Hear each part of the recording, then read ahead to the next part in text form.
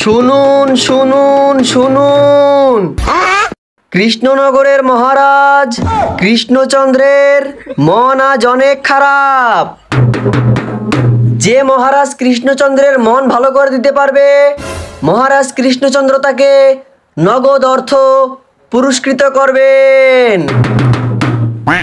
আর যদি মহারাজ কৃষ্ণচন্দ্রের মন ভালো করতে না পারে, তাহলে মহারাজ কৃষ্ণচন্দ্র তাকে শুলে চড়াবেন।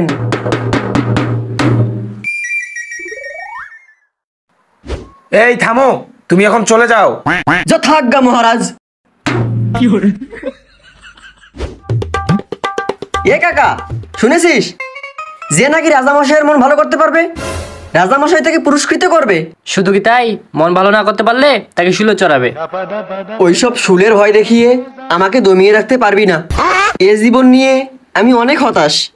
জীবনে একটা রিস্ক নেই, রিস্ক ছাড়া জীবনে কিছু করা যায় না। তুইও আসিস। আমাকেও একটা রিস্ক নিতে হবে। ঠিক আছে, আমিও যাব। তোমরা দুজন কি এখানে জেনে শুনে এসেছো? জি মহারাজ, আমরা এখানে সবকিছু জেনে শুনে এসেছি। আমি তোমাদেরকে আবার বলতেছি, আমাকে যদি খুশি করতে না পারো তাহলে তোমাদেরকে শুলে চড়তে হবে।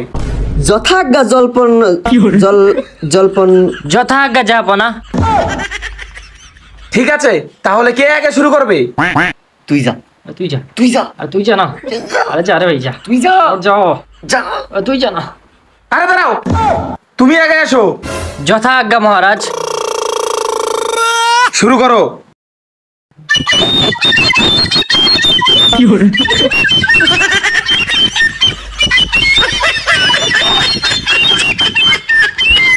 এই থাম, আমি কি নাগ রে? তুই বিম বাজাচ্ছিস? সেনাপতি, ওকে নিয়ে যাও, শুলে চড়াও। এই, এবার তুমি এসো। রাজামশাই, আমি আপনাকে একটা ম্যাজিক দেখাবো, কিন্তু একটা শর্ত আছে। বলে ফেলো। আমি আপনাকে ম্যাজিক দেখিয়ে আপনার মন ভালো করে দিব, কিন্তু শর্তটা হচ্ছে আপনাকে চোখ বন্ধ করে রাখতে হবে। যতক্ষণ পর্যন্ত না আমি বলবো ততক্ষণ পর্যন্ত চোখ খোলা যাবে না। ঠিক আছে, আমি রাজি। এই চোখ বন্ধ করলাম।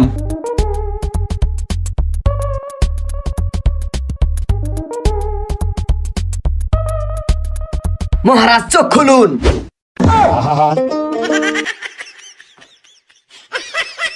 মহারাজ, আপনি খুশি হন নাই? মহারাজ, এ তো মনে হয় ভয়ের ঠেলায় পুরোই কোমায় চলে গিয়েছে। আমি কেন মরি না।